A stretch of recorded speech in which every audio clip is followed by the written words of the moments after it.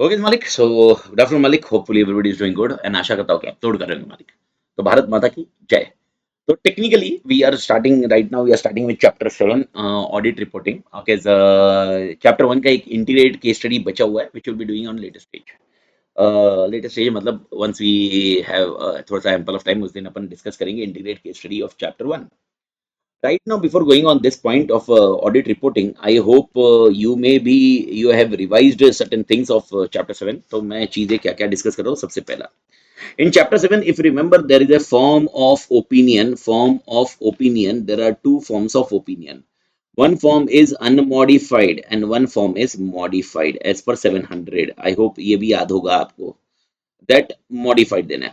Now when we give modified, okay, when we give modified, there are two situations. One, FSR misstated, materially misstated, or second point is unable to obtain sufficient appropriate audit evidence. I hope ये भी याद होगा आपको. You are not able to obtain sufficient appropriate audit evidence. Now the question is, okay, if these two situations are and situations or situations, it is or situations, or either this or this. Okay, any of the situations come, you need to modify your opinion according to 705. 705 says you can modify opinion in three aspects. One is qualified, one is adverse, and one is disclaimer of opinion. These three aspects, what are the three aspects need to be focused on? Okay, I hope you remember qualified can be done. Okay, in two scenario. One, FSR misstated. Okay, and the item is material but not pervasive.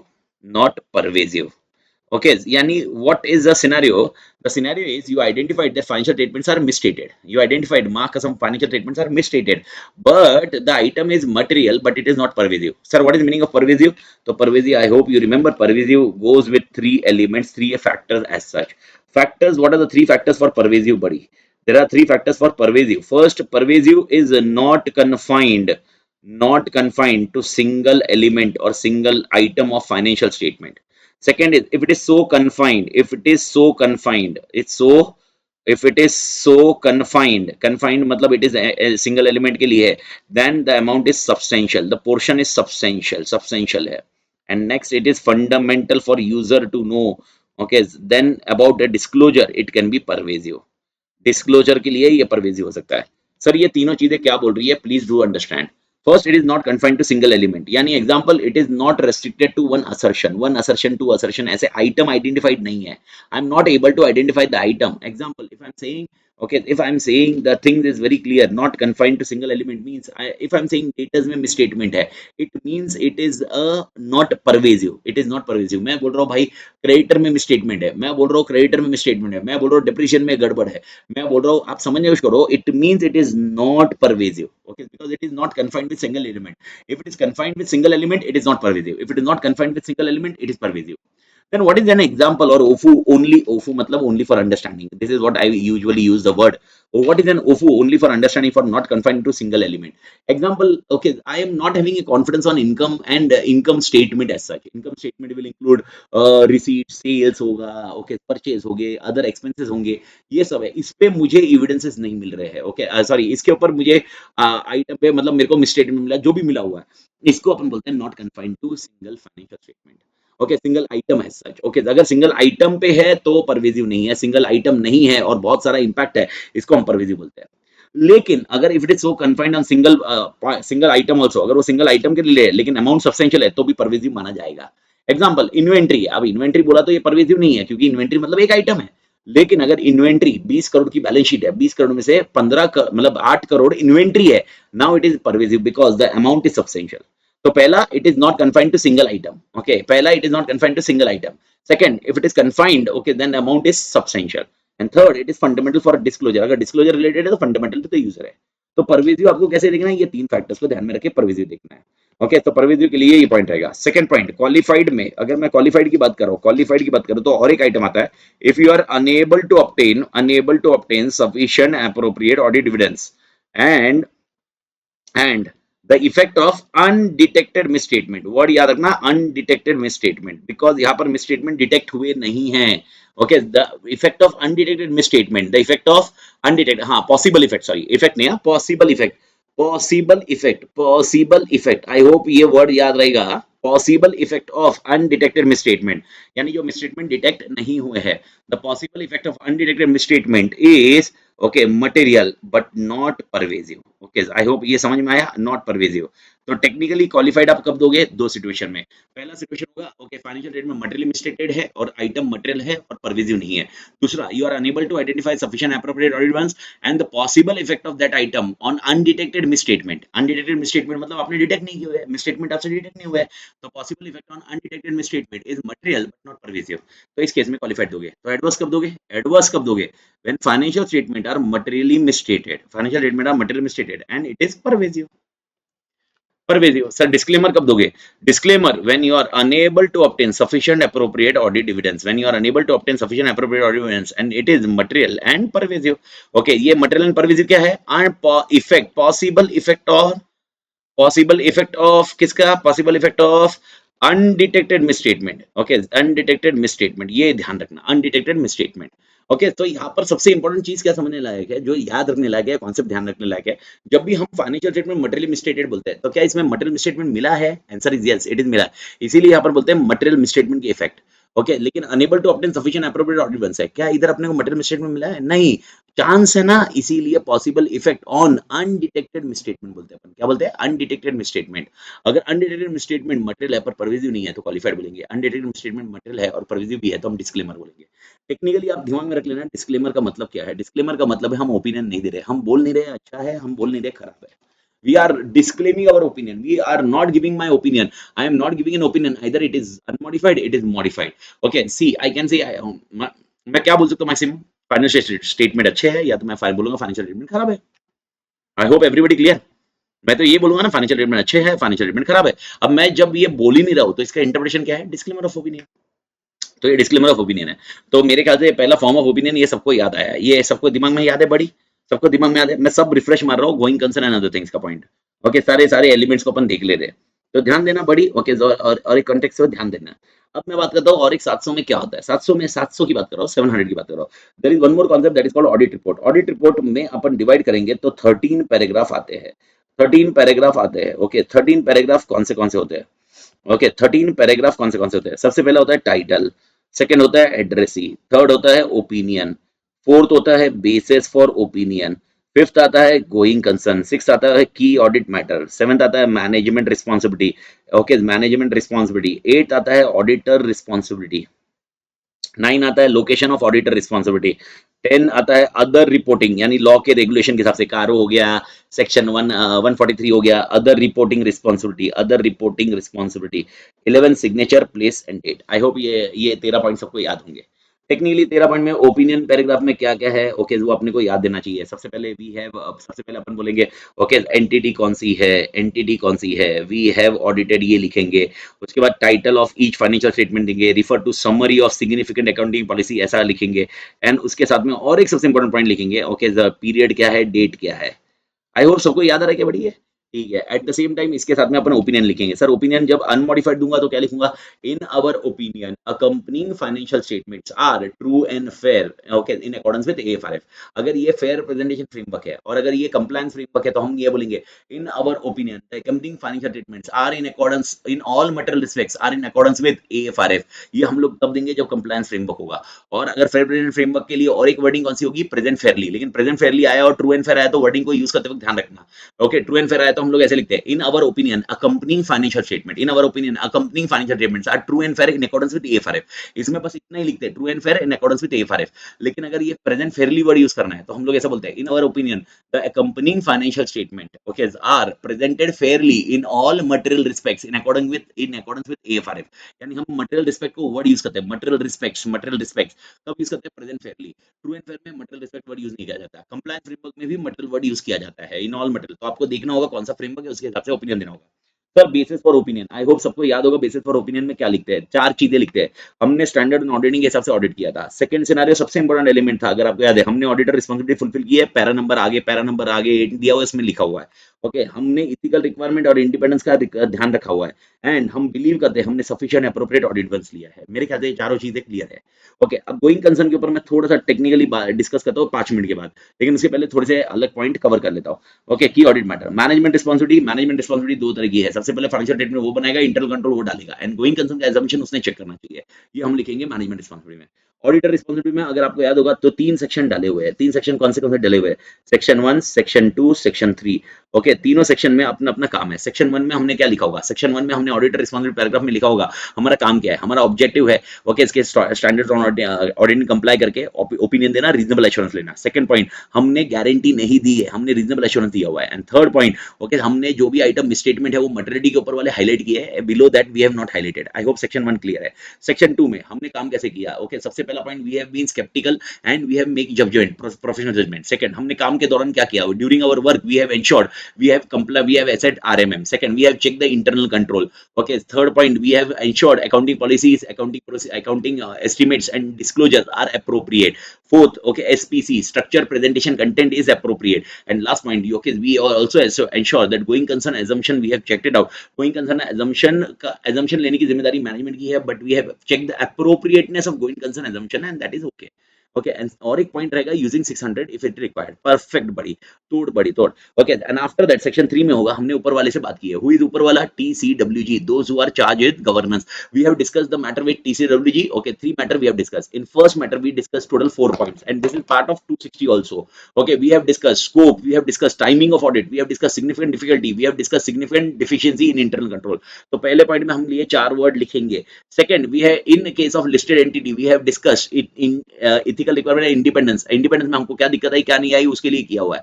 And last point, okay, we also discuss key audit matter which are we are communicating. We have already discussed with okay TCWG. I hope तीनों sections clear है। I hope आपको याद आ गया मोटा मोटी। Location में sir कितनी चीजें है? लोकेशन का कॉन्सेप्ट है 3 चीजें sir. We can put this auditor responsibility paragraph, location audit responsibility paragraph in 3 places, either of 3 places. First, we can put an appendix. Second, within the body, and third, with on the website. Website can be of an regulatory authority. I hope ये याद होगा। Okay, फिर से other reporting. Okay, section 133 कारो, ये सब में reference इधर लिखेंगे अपन। अगर कारो की रिपोर्टिंग है तो इधर आ जाएगा। Okay, signature, place, date. I hope आपको याद होगा, सिग्नेचर जब भी देंगे तो सिग्नेचर देते वक्त आपको नंबर देने पड़ेंगे, 3 नंबर। सबसे पहले होगा आपका मेंबरशिप नंबर, फिर होगा आपका फर्म रजिस्ट्रेशन नंबर और एक यूडीआई नंबर देना पड़ता है। यूडीआई नंबर आपको देना पड़ेगा। UDI number unique document identification number, ये कोड ऑफ एथिक्स में भी आपको आएगा। आफ्टर दैट प्लेस कौन सा होगा, वहां पर साइन किया है। एंड डेट, आई होप आपको कल की चीज याद आए। डेट के अंदर कल के लेक्चर में अपने डिस्कस किया था, डेट के अंदर कौन सा डेट होना चाहिए? It should not be earlier than 2 things. Okay, first, financial statement approved by board of director, यानी board of director accepting their responsibility that the financial statements are prepared in accordance with FRF by them. And secondly, okay, second point is we have obtain sufficient appropriate audit funds. लेकिन आपने कभी भी याद रखने का, whenever we revise this thing, what should be the date of audit report, तो आपने याद रखने का 2 चीज, SAAE plus financial statement accepted by whom? Okay, accepted by whom? Board of director. पर ये accepted by board of director को लिखते कैसे है? that the responsibility of preparation of financial statement has been accepted by board of director। Okay, वो concept आता है TCWD की मतलब। ओके, ये 2 का पॉइंट है। और अगर मैंने बोला लिस्टेड कंपनी का ऑडिट है तो डेट क्या होना चाहिए? लिस्टेड कंपनी के ऑडिट में अगर मैंने बोला लिस्टेड कंपनी का ऑडिट है, डेट में और एक चीज ऐड करनी चाहिए। कौन सी वाली चीज ऐड करनी चाहिए? EQCR के बाद का डेट होना चाहिए, नॉट अर्लियर देन। याद रहेगा बड़ी? ओके, तो आपने ऐसा याद रखना है। तो यूकी अगर लिस्टेड कंपनी का ऑडिट है तो ये 3 डेट्स इसके पहले नहीं होनी चाहिए। अगर ये अनलिस्टेड है या कुछ भी है तो EQCR कंपलसरी नहीं है, तो बाकी 2 चीजों के ध्यान रखना चाहिए। तो आई होप ऑडिट रिपोर्ट का सारी कहानी आपको मोटा मोटी सब याद आ गई। ओके, अब ये कहानी को और बढ़ाते हुए, okay, one more element I am integrating here and that element first of all I am focusing on the going concern. अब याद रखना, ऐसे 570 की रिपोर्टिंग में गोइंग कंसर्न के हिसाब से बता रहा हूँ, बहुत अच्छे से समझ लीजिए। ओके, 4 सिचुएशंस मैं आपको दे रहा हूँ। Okay, 1 situation, second situation, third situation, fourth situation. First of all, going concern assumption is appropriate. Sir what is meaning of appropriate? धंधा है, कोई प्रॉब्लम नहीं है, फ्यूचर में कुछ मटेरियल अनसर्टेनिटी नहीं दिख रही है। क्या नहीं दिख रही है बड़ी? Material uncertainty. Sir what is meaning of material uncertainty?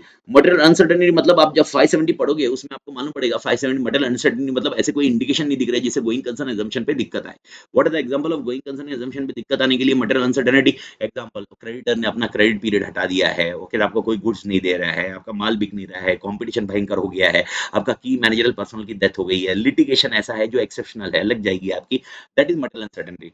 तो एप्रोप्रिएटनेस कैसा है, मटेरियल अनसर्टेनिटी कैसी होगी, और उसमें में डिस्क्लोजर दिया है कि नहीं दिया है, ये पॉइंट भी आपको देखना है, और उसके बेसिस पे ऑडिटर क्या करेगा ये डिस्कस करेंगे। तो ऑडिटर क्या करेगा वो डिस्कस करेंगे। अच्छा, पहला सिचुएशन मैं आपको बता रहा हूँ, अप्रोप्रिएट है, मटेरियल अनसर्टेनिटी नहीं है, डिस्क्लोजर की जरूरत ही नहीं है, ऑडिटर देगा अनमॉडिफाइड ओपिनियन। कौन सा opinion? Unmodified opinion as per 700। ये झेपा क्या? ये झेपा क्या सबको? ओके, इसमें कोई टेंशन नहीं है। दूसरा, अप्रोप्रिएट क्वेश्चनेबल है। ओके, क्वेश्चनेबल क्यों है सर? क्वेश्चनेबल है, क्वेश्चनेबल है, क्वेश्चनेबल है सर। क्वेश्चनेबल क्यों है? क्योंकि मटेरियल अनसर्टेनिटी एग्जिस्ट कर रही है।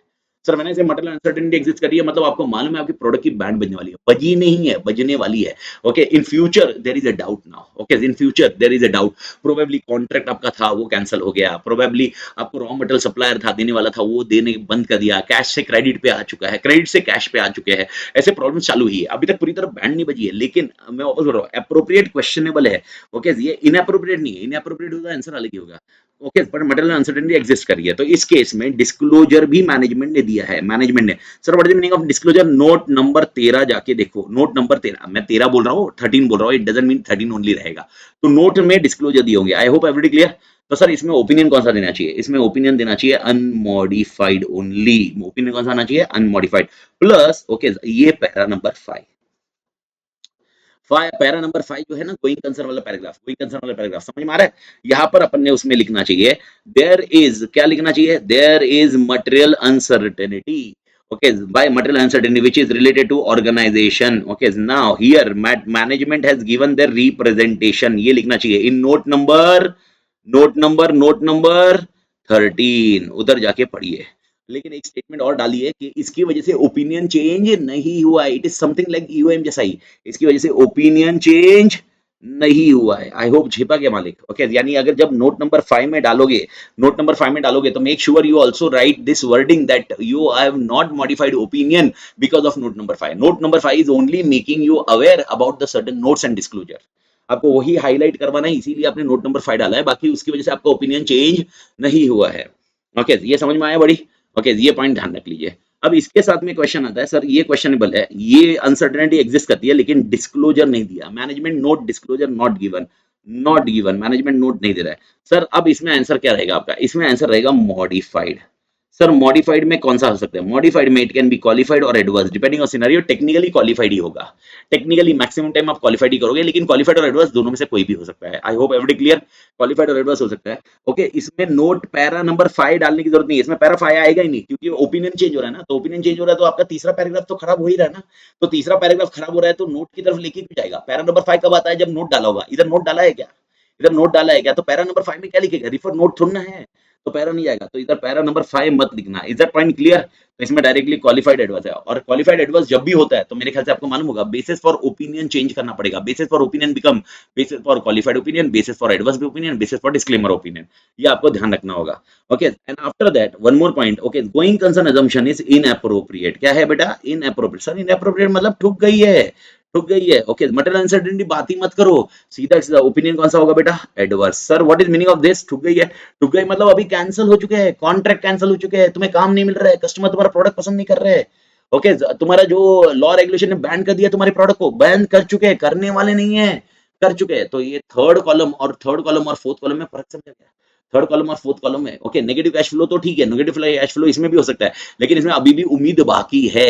ओके, बाकी क्यों है? रीजन सिंपल है, ओके, क्योंकि क्वेश्चनेबल है, डिस्क्लोजर नहीं दे रहे, क्वेश्चनेबल हुआ है, पर यहाँ पर इनअप्रोप्रिएट है, यहाँ पर सब खत्म हो चुका है, सब खत्म हो चुका है। ओके, यहाँ पर सब खत्म हो चुका है, इसीलिए आपको एडवांस देना है, ठीक है। और एक सर्कमस्टेंस इसके अंदर आता है जो मैं इधर लिख नहीं रहा हूँ कि वो रिपोर्टिंग के हिसाब से है नहीं।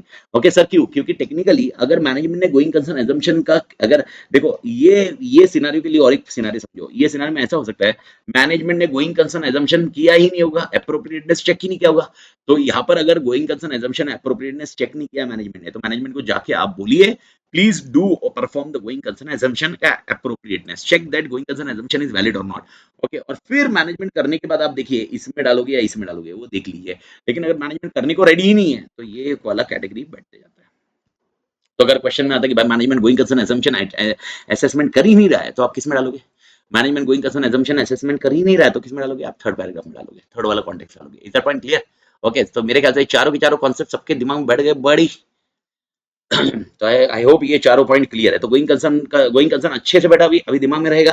ओके देखो I need to manage it out, reason simple है क्योंकि इसका जब अपन टीआरबी रिवीजन करेंगे जो फेब एंड या मार्च फर्स्ट वीक में अपन करने वाले हैं, okay chapter wise, okay definitely उस टाइम पे कवर होने वाला है। लेकिन अभी मैं क्वेश्चन बैंक सॉल्व कर रहा हूँ और ये कल यश से डिस्कशन हुआ था तो पॉइंट ये है, तो मैं इसको समझाता हूँ। आई होप जितना भी रिसेंबल चाहिए और पैरा 5 कब आता है, पैरा 5 क्यों आना चाहिए, कब आना चाहिए, ये एटलीस्ट मालूम पड़ना चाहिए थ्योरेटिकल से। तो ब्रीफिंग ब्रीफिंग से मेरे ख्याल से समझ में आ गया, ठीक है।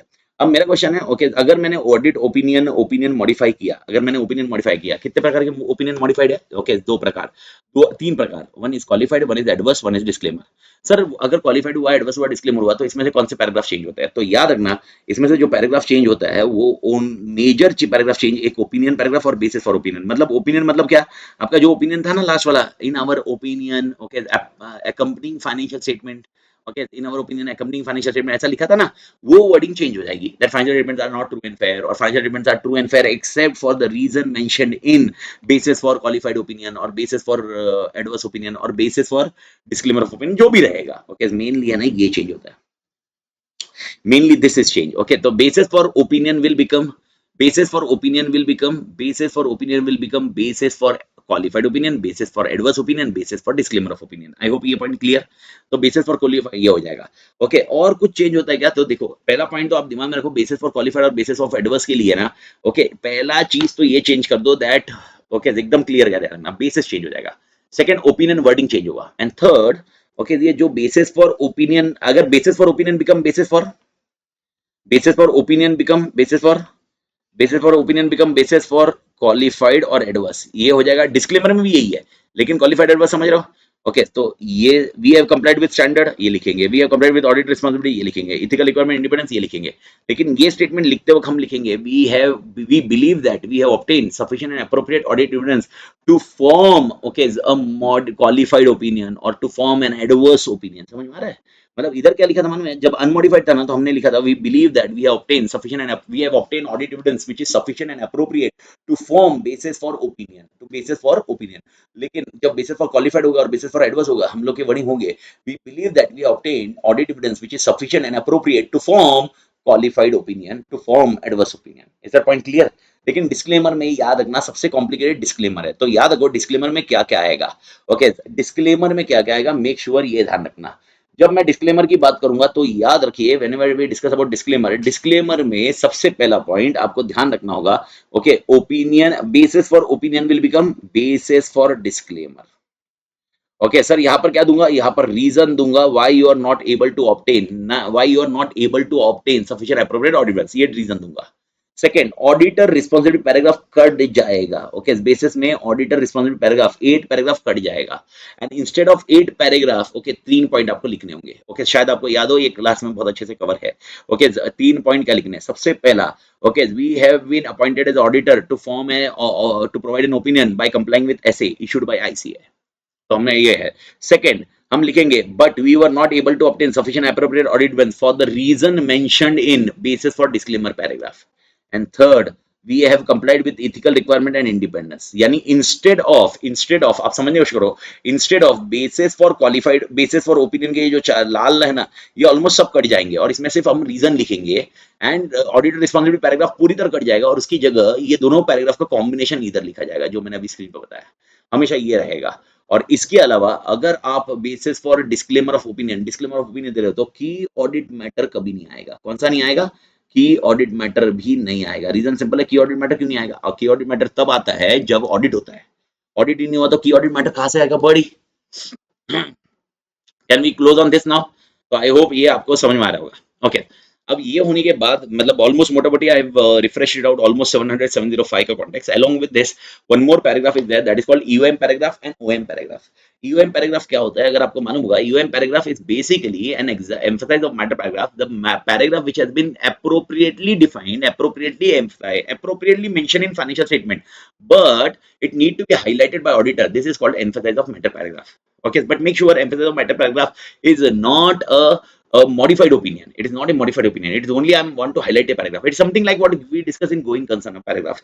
Going concern में नहीं देखा गया अपन को हाईलाइट करना, वैसे ही ईओएम पैराग्राफ में अपन हाईलाइट करते हैं। बस याद रखना what is the difference between EOM paragraph and OM paragraph. EOM paragraph, okay, EOM और ओएम में कैसे डिस्टिंग्विश करें? इफ फाइनेंशियल स्टेटमेंट के मैटर को हाईलाइट करना है, वापस मैं बोल रहा हूँ, ओपिनियन को मॉडिफाई नहीं कर रहे हो, फाइनेंशियल स्टेटमेंट के मैटर को क्या करना है, हाईलाइट करना है, तो EOM. And audit, auditor responsibility and audit report, अगर इनके बारे में कुछ हाईलाइट करना है तो ओएम पैराग्राफ। तो तीन चीजों के बारे में हाईलाइट करना है तो ओएम पैराग्राफ, फाइनेंशियल स्टेटमेंट के बारे में हाईलाइट करना है तो यूएम पैराग्राफ। यानी मेरे को बताना है कि शेयर होल्डर नोट नंबर 13 जाके पढ़ो तो कौन सा पैराग्राफ होगा, यूएम। और मैं बोल रहा हूँ भाई यार मेरे को ऑडिट, मैं ऑडिटर था, मेरे को रिजाइन करना था बट नहीं कर सका क्योंकि सेबी की रिस्ट्रिक्शन आ गई, वट एवर इट में भी, एग्जाम्पल दे रहा हूँ मैं, एग्जाम्पल दे रहा हूँ, तो ये कौन से पैराग्राफ में डालूंगा, OM paragraph. I am also a general purpose framework auditor, I am also a special purpose framework auditor, मेरे को ये बताना है, किस में डालूंगा, OM paragraph. Audit report, audit responsibility, auditor, ये ओएम पैराग्राफ में आएगा। यूएम पैराग्राफ में फाइनेंशियल स्टेटमेंट के मैटर आएंगे। ओके, तो ये यूएम एंड ओएम का पॉइंट ध्यान रखना। Okay, is UM qualification, is UM qualification, answer is no, UM qualification नहीं होता है, यूएम सिर्फ हाईलाइट करना होता है। तो अब याद रखना यूएम कब नहीं आएगा, तो दो केसेस में यूएम कभी नहीं आएगा। ओके, 706 एंड सॉरी 705 एंड 701, अगर आपके ऑडिट रिपोर्ट में 705 है यानी मॉडिफाइड ओपिनियन है तो यूओएम नहीं डालोगे, और अगर 701 है की ऑडिट मैटर है तो आप यूएम नहीं डालोगे। लेकिन मैं वापस बता रहा हूँ, this is respective to that matter. Example, inventory में झोल है, इन्वेंट्री में झोल है तो आप क्या करोगे, मॉडिफाइड 705। इन्वेंट्री में झोल है, financial statement are material misstated, तो you will use 705। In that case you will not refer UM paragraph. Okay, or contingent liability, contingent liability, you thought contingent liability is done with fraud, okay, you will go with 705. Okay, but contingent liability written in note number 13, so you will not insert which paragraph, um paragraph. Okay, so you need to understand that one. So when we will not insert um paragraph, when 700 and 705 is there and 701 is there, तब नहीं डालेंगे। and make it sure, okay, अभी 705 में हम लिख रहे हैं कि भाई कंटीजेंट लायबिलिटी, सपोज 705 नहीं है, 701 भी नहीं है, और कंटीजेंट लायबिलिटी हाईलाइट करना है मुझे, कंटीजेंट लायबिलिटी हाईलाइट करना है मुझे, हाईलाइट करना है, नोट नंबर 13 में लिखा हुआ है कंटीजेंट लायबिलिटी 500 करोड़ की है, 5 करोड़ की है, मुझे ये हाईलाइट करनी है शेयर होल्डर को। तो अब मैं एक पैरा डालूंगा, सर ये पैरा इंसर्ट किधर किया जाएगा, ये पैरा हमेशा आपका basis for opinion paragraph, basis for opinion paragraph के नीचे किया जाएगा। यानी एग्जांपल ऐसा हो जाएगा, title, addressee, opinion, basis for opinion, EOM paragraph, फिर आएगा गोइंग कंसर्न पैराग्राफ। अब समझ रहे हो? तो ईओएम पैराग्राफ में हम लिखेंगे, okay, shareholder please refer the note number 13 where contingent liability is mention, contingent liabilities of 5 crore which need to be taken care of. Okay, this will be becoming a liability once the case is sustained or case is against the company has been proved out. This is what we will be writing. Now what happened, management say if you are writing this contingent liability paragraph in your note number 5 as a UM paragraph, I will avoid this paragraph in my financial statement. I will not write in my financial statement. Management ऐसा बोल सकता है, management बोल सकता है मैं financial statement में डालूंगा ही नहीं यार, फाइनेंशियल स्टेटमेंट डालने की जरूरत ही नहीं है, इसको काय के लिए डालूं मैं फाइनेंशियल स्टेटमेंट में। ओके, तो मेरा क्वेश्चन है, ओके, क्या हम इसको यूएम में डालेंगे तो क्या फाइनेंशियल स्टेटमेंट से अवॉइड कर सकते हैं क्या, answer is no, UM is not a substitute for disclosure in financial statement, make sure. ये सेम केएम के लिए भी होता है, केएम और ईओएम का लॉजिक सेम लगाना, केएम और यूएम का लॉजिक सेम लगाना। Okay, it is not a substitute for disclosure in financial statement, ये फाइनेंशियल स्टेटमेंट के डिस्क्लोजर का सब्स्टिट्यूट नहीं है। भारत माता की जय। समझ में आया क्या बड़ी? आई होप ये कॉन्सेप्ट समझ में आ रहा है सबको। ओके, आई होप ये समझ में आया रहेगा। ओके, तो याद रखना ये डिस्क्लोजर नहीं है, डिस्क्लोजर नहीं है, सेपरेट ओपिनियन नहीं है, ये गोइंग कंसर्न की रिपोर्टिंग का सब्स्टिट्यूट नहीं है। यानी अगर आप इस कॉन्सेप्ट में आप ये बोल रहे हो ये वाला सेकंड वाला कॉलम, ओके, तो आप बोल रहे हो एक काम करते हैं इसमें यूएम डाल देते हैं ना, इसमें यूएम डाल देते हैं क्योंकि नोट पैरा नंबर मतलब मैं नोट रेफर करने बोलूंगा ना। ओके, तो it is not a substitute for 570, make sure 570 की रिपोर्टिंग 570 से ही जाएगी, यूएम के इसमें से नहीं जाएगी। तो आपको ये ध्यान में रखना होगा, इवन आपको गोइंग कंसर्न पैराग्राफ में डालना है और आपको ईओएम में डालना है, डालिए, कोई दिक्कत नहीं है। ओके, मेक श्योर अगर आप मॉडिफाइड कर रहे हो और ईओएम डाल रहे हो तो ईओएम में नहीं आएगा। ओके, और की ऑडिट मैटर आई होप सबको याद होगा, की ऑडिट मैटर तो सबसे तोड़ फेवरेट होना चाहिए। की ऑडिट मैटर, ओके, हम डिटरमाइन कैसे करते हैं, तो अगर आपको याद होगा आरएमएम वाले मैटर की ऑडिट मैटर बन सकते हैं या एसआर वाले मैटर बन सकते हैं। सेकेंडली, ओके, की ऑडिट मैटर में हम लोग वो मैटर लेते हैं जहां पर एस्टिमेशन अनसर्टेनिटी ज्यादा होती है, एस्टिमेशन अनसर्टेनिटी ज्यादा होती है, आई होप याद होगा। और इसके अलावा वन मोर पॉइंट इज की ऑडिट मैटर में कोई ट्रांजैक्शन जो सिग्निफिकेंट लग रहा है, कौन सा लग रहा है, सिग्निफिकेंट, कोई सिग्निफिकेंट ट्रांजैक्शन लग रहा है या इवेंट्स लग रहा है, वो की ऑडिट मैटर में डाल सकते हैं। तो how to determine key audit matter, how to determine key audit matter, last attempt में यही क्वेश्चन चला गया है। ओके, नवंबर के पेपर में, नवंबर 24 के पेपर में क्वेश्चन था डिटरमाइनिंग की ऑडिट मैटर। तो कैसे डिटरमाइन करेंगे और इसका इंट्रो पैराग्राफ क्या होगा, तो इंट्रो पैराग्राफ एकदम सिंपल होगा।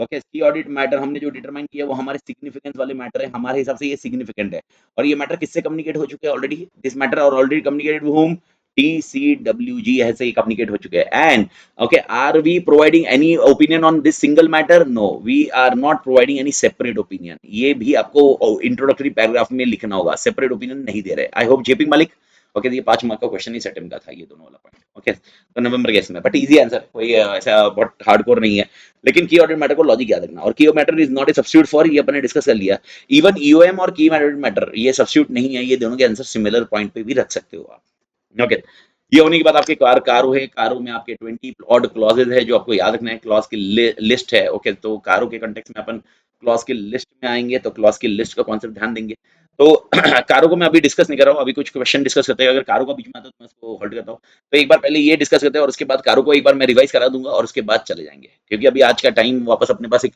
15-20 मिनट्स है तो अपन मेनली क्वेश्चन पे डिस्कस कर लेते कुछ जो अपने इस कॉन्सेप्ट को रिलेटेड काम कर लेंगे ओके कारो का क्वेश्चन आया तो अपन उसको बाद में देख लेंगे बड़ी क्लियर ओके तो मेरे ख्याल से मोटा मोटी ऑलमोस्ट सारा चीज आपको समझ में आ गया आधे घंटे में I tried my level best to explain almost everything तो ये चैप्टर की ऑडिट रिपोर्ट के कंटेक्स्ट में अपन ने सब कुछ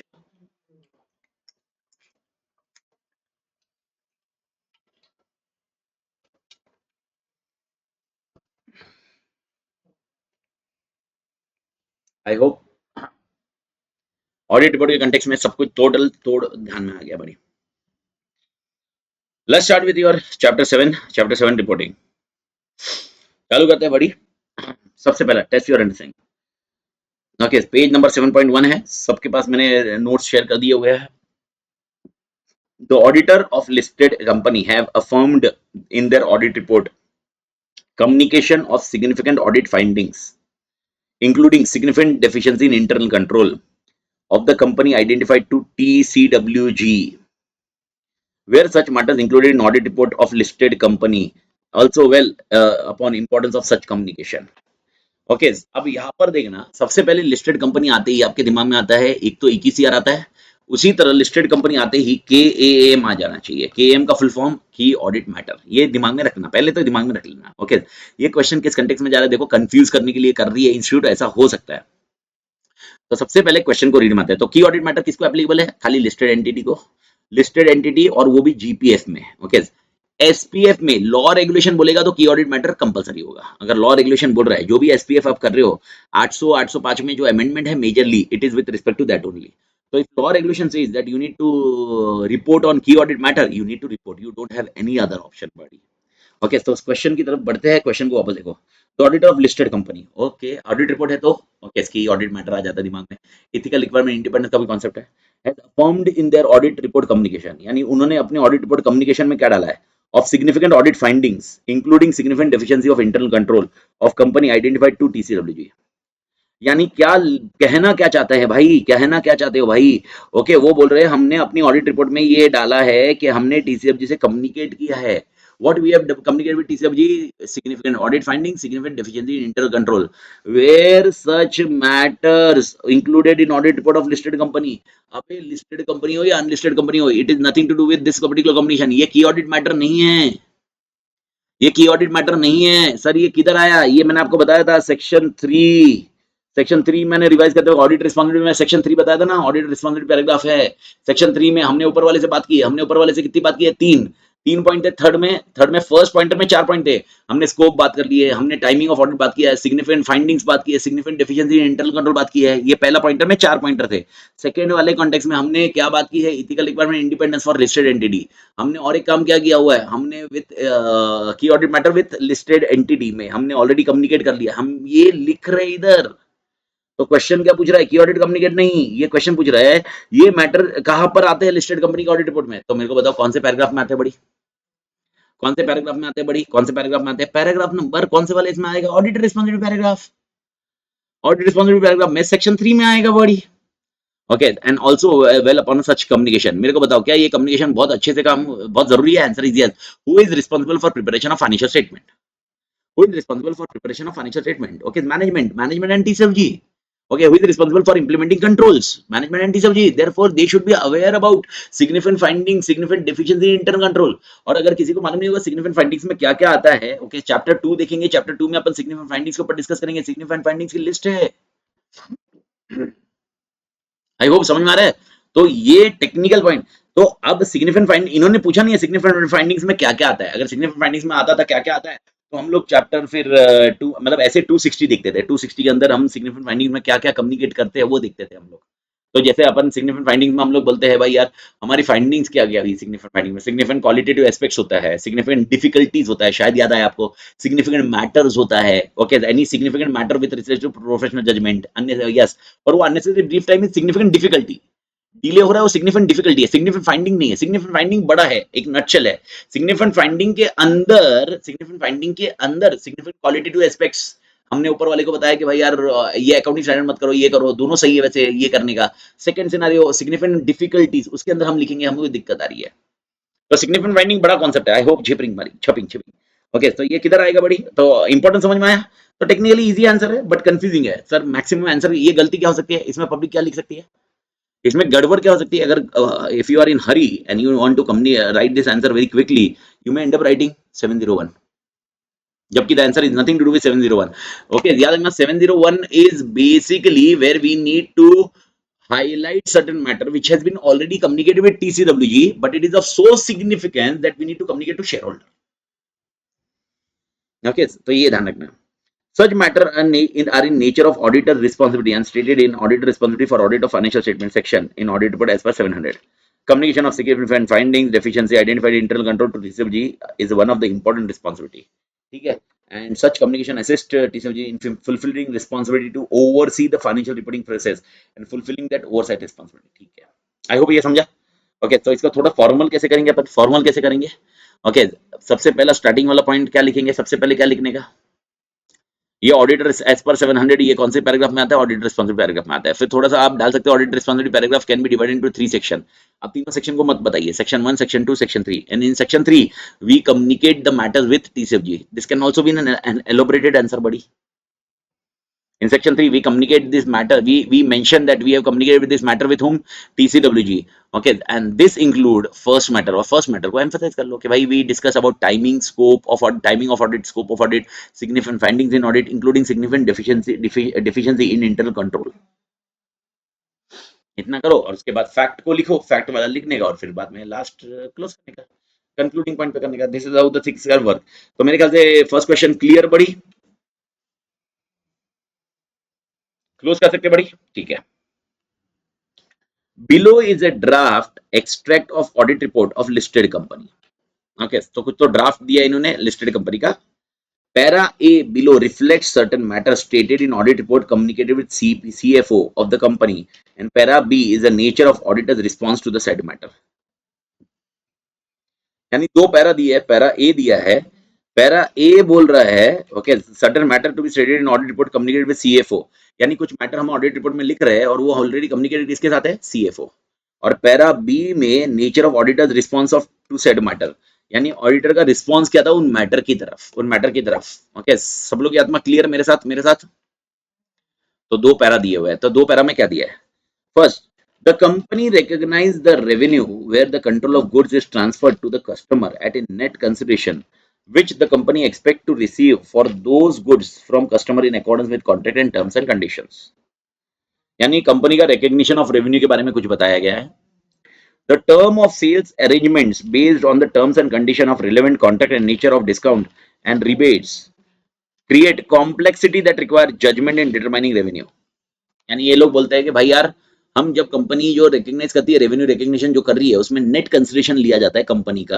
ओके अगर आप रीड कर रहे हो, और सेल्स एग्रीमेंट ऐसे है जिसके टर्म्स एंड कंडीशन ऐसे है जिसमें डिस्काउंट रिबेट्स ये दे के कॉम्प्लेक्सिटी तैयार होगी और उसमें कैलकुलेशन जो करना है उसमें क्या क्या इन्वॉल्व है, क्या इन्वॉल्व है, जजमेंट इन्वॉल्व है, जजमेंट इन्वॉल्व है, judgement. We read with company's revenue recognition policy and assessed its compliance with terms of Ind AS। यानी हम बी का क्या था, बी का क्या था ऊपर, B is in nature of audit response to said matter. तो बी ने अपना रिस्पॉन्स, बी में लिखा है कि ऑडिटर ने काम कैसे किया, बी में लिखा है ऑडिटर ने काम कैसे किया, सब लोग मेरे साथ। We assessed design and tested operating effectiveness of internal control related to sales। ठीक है हमने TOC कर दिया, टेस्ट ऑफ कंट्रोल्स, अगर आपको याद होगा तो। We tested sample basis that revenue has recognized in proper period with reference to supporting documents including confirmation from customers। यानी हमने एक्सटर्नल कंफर्मेशन भी कर लिया है और सैंपल बेसिस पे हमने चेक भी कर लिया है पीरियड के साथ सपोर्टिंग डॉक्यूमेंट्स है क्या, इनवॉइसेस, बैंक स्टेटमेंट वगैरह वगैरह। From description above, identify what auditor are trying to report and under what heading such matter is reflected.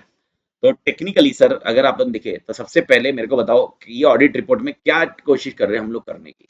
पहला पॉइंट, क्या ये टाइटल है? नहीं। क्या ये एड्रेस ही है? नहीं। क्या ये ओपिनियन है? नहीं। क्या बेसिस फॉर ओपिनियन है? नहीं। गोइंग कंसर्न है क्या? नहीं। तो सर क्या ये मैनेजमेंट रिस्पांसिबिलिटी का डिस्कशन है क्या? नहीं। हम रिस्पांस भी तैयार किया ना, मैनेजमेंट रिस्पांसिबिलिटी तो हम तो ये लिखेंगे कि फाइनल जजमेंट तुम बनाओगे, इंटरनल कंट्रोल तुम डालोगे, गोइंग कंसर्न का एजम्पशन तुम करोगे, चेक करोगे, एप्रोप्रिएटनेस ये लिखेंगे। ऑडिटर रिस्पांसिबिलिटी पैराग्राफ थोड़ा नहीं है। ऑडिट रिस्पांसिबिलिटी पैराग्राफ में तो हम ये लिखेंगे सर, ये कौन सा पैराग्राफ है? की ऑडिट मैटर पैराग्राफ। और आप कोई भी ऑडिट रिपोर्ट देखिए, की ऑडिट मैटर पैराग्राफ में दो चीज होती है, एक होता है डिस्क्रिप्शन क्या था की ऑडिट मैटर, और ऑडिटर रिस्पांस। क्योंकि की ऑडिट मैटर में हमें दोनों चीज बतानी है कि आपके हिसाब से कौन से की ऑडिट मैटर है और आपने रिस्पांस कैसे किया उस की ऑडिट मैटर को, उस की ऑडिट मैटर को कैसे सॉर्ट किया, कि उस की ऑडिट मैटर को कैसे आपने रिस्पॉन्ड किया, ये बताना बहुत जरूरी है। ओके, तो टेक्निकली आई होप ये झेपा क्या मालिक। तो मेरे को बताओ की ऑडिट मैटर को कैसे समझ में आएगा। की ऑडिट मैटर पैराग्राफ में तब दो पैराग्राफ आया है, दो पैराग्राफ में पहले इसमें क्या होगा? डिस्क्रिप्शन होगा, और दूसरे पैराग्राफ में क्या होगा? दूसरे पैराग्राफ में रिस्पॉन्स ऑफ ऑडिटर होगा। कोई भी ऑडिट रिपोर्ट निकालिए, एग्जांपल मैं बता रहा हूँ, अभी इंटर की बैच चल रही है। अभी इंटर की बैच मतलब आपकी बैच की मतलब 415 की इंटर की बैच है। अभी इंटर की बैच में मैं एक रिलायंस की ऑडिट रिपोर्ट दिखा रहा हूँ। रिलायंस की ऑडिट रिपोर्ट अगर ये, अच्छा ये देखो ऑडिट रिपोर्ट ही चल रहा है, तो अगर रिलायंस की ऑडिट रिपोर्ट देखोगे, ये रहा to the member of Reliance industry report है, ओपिनियन पैराग्राफ है, जो ओपिनियन पैराग्राफ अपन जो डिस्कस करते हैं वही है। और अगर आप देखोगे तो ये क्या है? की ऑडिट मैटर। की ऑडिट मैटर में पहला मैटर बताया, रिस्पांस बताया, मैटर बताया, रिस्पांस बताया। आई होप ये झिपक है मालिक। Matter and response, matter and response, matter and response. तो मैटर एंड रिस्पांस की कहानी पे अपन बात कर रहे हैं। इवन मैं अपने लेक्चर्स में भी अपन ने ये डिस्कस किया था, अपन ने ऑडिट रिपोर्ट आईटीसी की वगैरह रिपोर्ट ली थी अपन ने। तो टेक्निकली की ऑडिट मैटर पैराग्राफ है। So the above matter is in nature of the above matter is in nature of key audit matter and should be stated under key heading key audit matter in audit report. Key audit matter are those matter okay in auditor professional judgment where most significance. ये आप देखोगे तो definition लिखा है जो starting का point है। तो ये की ऑडिट मैटर का डेफिनेशन लिख लिया है, की ऑडिट मैटर का डेफिनेशन दिया है इन्होंने और कंक्लूड कर दिया कि ये पैराग्राफ की ऑडिट मैटर है। 701 state that auditor shall determine okay अभी वो चीज का थोड़ा एलोबरेटेड 701 के हिसाब से determine from key matter communicated with TCWG those matter that require significant auditor attention in performing audit. In making those determination, significant auditor judgments relating to areas of financial statement that involve significant management, including accounting estimate that have been identified having high estimation uncertainty. अगर आपको याद होगा sir ये क्या है, ये 3 point में से एक पॉइंट है। पहला पॉइंट क्या था? Okay risk of material misstatement. 3 how to determine key audit matter, याद है क्या 3 pointer? How to determine key audit matter अपन ने लिखा ना 3 point, RMM, estimation uncertainty and significant transaction. इसमें से सेकंड पॉइंट लिखा है इन्होंने क्योंकि सेकंड पॉइंट को मैच होता है ना, it is having high degree of uncertainty, estimation uncertainty. तो आपने ये आंसर देखोगे तो ये determination of how to determine key audit matter लिखा है। समझा क्या सर? क्या इसमें मैं तीनों लिख सकता हूँ, तीनों पॉइंटर भी लिख सकता हूँ? लिख सकते हो, लेकिन आपको एम्फेसाइज किस पे करना है? सेकंड पे करना है। And last, okay, मत खत्म कर दो। The above described matter relates to revenue recognition and creation of complexity. Further description also describe how the matter was addressed by auditor. So it is in accordance with 701. Bharat माता की जय। Shaping बड़ी 701 पक्का समझा? ये वाला पैराग्राफ का logic समझा? तो अब मेरे को बताओ की ऑडिट मैटर में क्या समस्या है? की ऑडिट मैटर पैराग्राफ में कितने कॉलम होते हैं? एक कॉलम या दो कॉलम? दो कॉलम होता है हमेशा। पहला कॉलम होता है की ऑडिट मैटर क्या है और दूसरा कॉलम होता है उसका रिस्पांस क्या है। तो कभी भी की ऑडिट मैटर, कभी भी ध्यान रखना की ऑडिट मैटर में दो कॉलम होते हैं। दो कॉलम मतलब दो पार्ट होते हैं, एक होता है डिस्क्रिप्शन या की ऑडिट मैटर क्या है, और दूसरा okay how you have responded.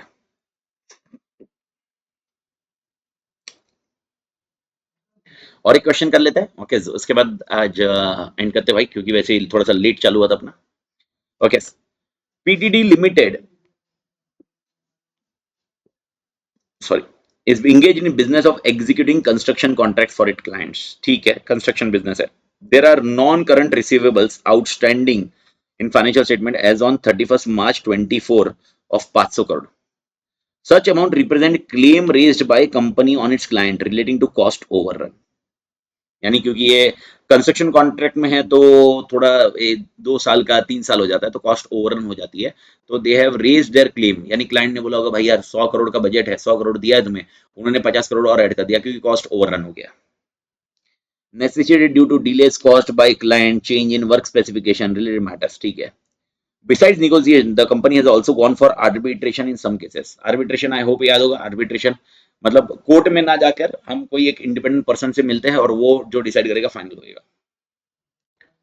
The management of company has considered above amount fully recoverable, okay, and stated in notes of accounts. Stated in notes of accounts, notes to accounts, okay, यानी ये fully recoverable है, notes में लिखा हुआ इन्होंने लिखा हुआ है, मतलब मेरे को बोलने की जरूरत नहीं है, notes में लिखा हुआ है. CA Piyush, auditor of the company, has relied upon management representation in this regard. Besides, he decided to include emphasis of matter paragraph in audit report. Okay, and how do you view the decision to include above emphasis of matter paragraph by auditor? This point.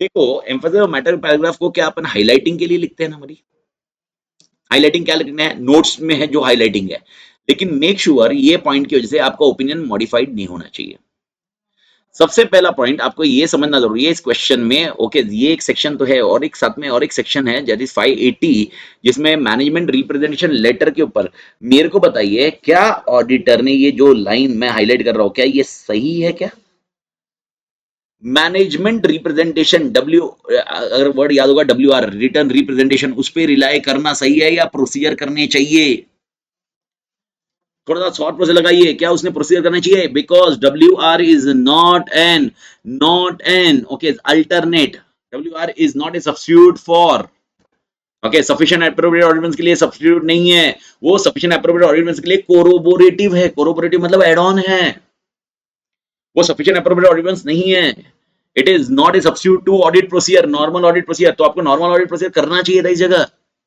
Secondly मेरे को बताओ okay क्या ये आपको directly पैसे मिल चुके हैं okay क्या मिल चुके हैं मिलने वाले कंफर्म क्या सीन है क्या है नोट्स में दिया हुआ है बाकी सब कुछ सही है क्या ये सही है क्या तरीका ओके तो टेक्निकली ये क्या बोल रहे क्वेश्चन क्या पूछ रहे सुनो क्वेश्चन क्या पूछ रहे सुनो how do you view the decision to include the above matter emphasis of matter paragraph by auditor यानी ये पूछ रहे ऑडिटर ने सही किया क्या यूएम इंक्लूड करके ओके मैं आपको वापस बता रहा हूँ यूएम क्या करना है अब ये देखो ना इसमें सबसे बड़ा पॉइंट आपके डिस्कशन का आ रहा है यूएम में क्या देना होता है बड़ी यूएम में क्या देना होता है ओके मेरे को बताओ यूएम में कौन से मैटर थे मैटर अप्रोप्रिएटली प्रेजेंटेड और नॉट अप्रोप्रिएटली प्रेजेंटेड मेरे को सोच समझ के बताओ अप्रोप्रिएटली प्रेजेंटेड और नॉट अप्रोप्रिएटली प्रेजेंटेड होना चाहिए ओके अब थोड़ा सा थॉट लगाओ यहां पर ये लोग है नॉन करंट रिसीवेबल है और ये फाइनेंशियल स्टेटमेंट में डाल रहे हैं as on 31 March as on 31 March ये अमाउंट फाइनेंशियल स्टेटमेंट डाला जा रहा है मेरा क्वेश्चन है क्या ये क्लेम डायरेक्टली हो गया या डिस्प्यूटेड है अभी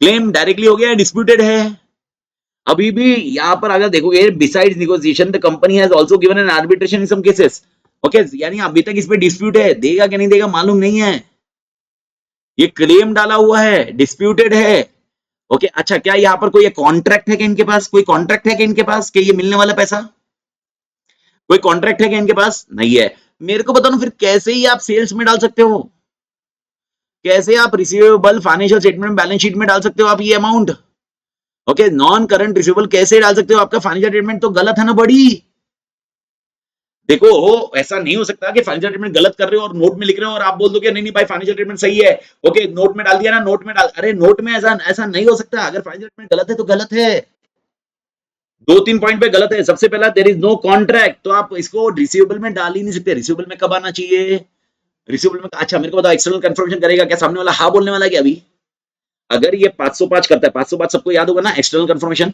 505 बोलते हैं ना सबसे पहला लॉजिक ये रहना एक्सटर्नल कंफर्मेशन बोलते हैं क्या कंफर्म करने वाले क्या ये लोग पहला पॉइंट ये सही नहीं है दूसरा पॉइंट यहां पर जो लॉजिक आई होप ये बैठ रहा है दिमाग में एंड दूसरा पॉइंट इन लोग ने क्या बोला है okay the amount is fully recoverable मेरे को बताओ क्या ये फुल्ली रिकवरेबल है क्या नोट सही है क्या ये खत्म ना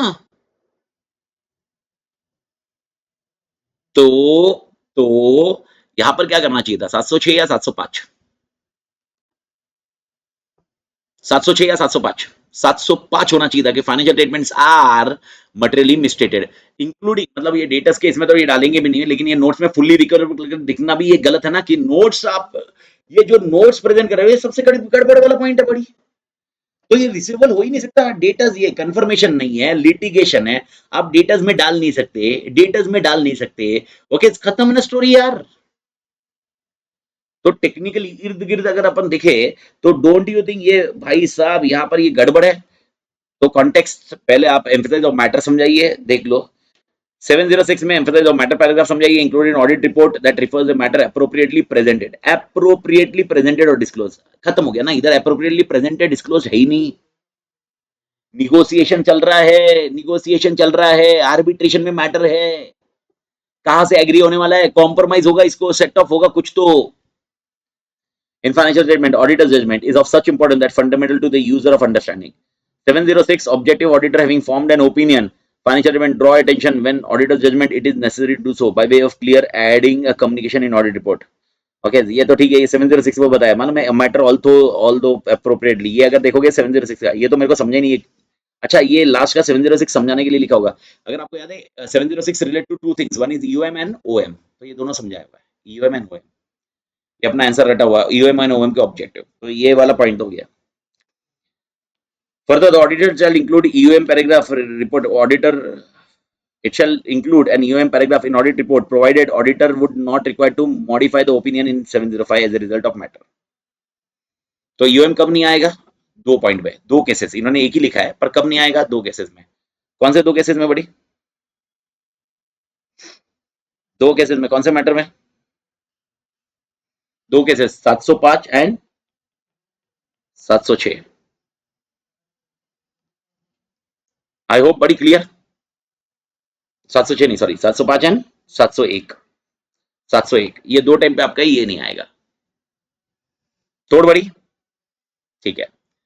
अब इसमें देखो पहला पॉइंट ईओएम तो दे दिया, ओके, फुल्ली रिकवरेबल ये नोट्स का दे दिया इन्होंने। मेरे को ये बताओ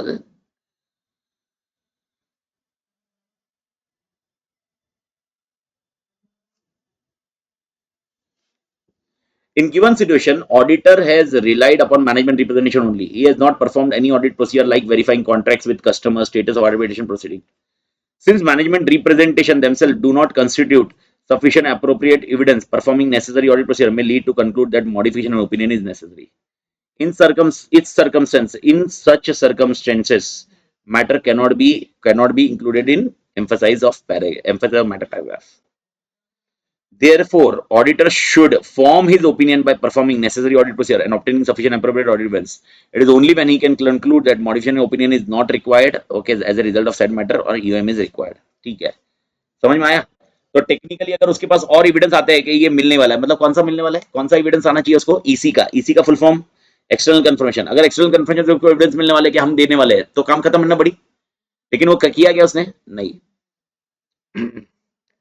अच्छा एक क्वेश्चन आई मिस आउट, इसमें ऐसा लिखा है ही हैज डिसाइडेड। ओके, मैं वो घाई में देखा he has included, he has decided, तो एक्चुअली हमने उसको बोलना चाहिए कि काम कर ले भाई। तो इस क्वेश्चन में ऐसा था he has decided, I thought he has concluded, मतलब उसने लिख दिया है, तो इसीलिए लास्ट लाइन इन्होंने दी हुई है।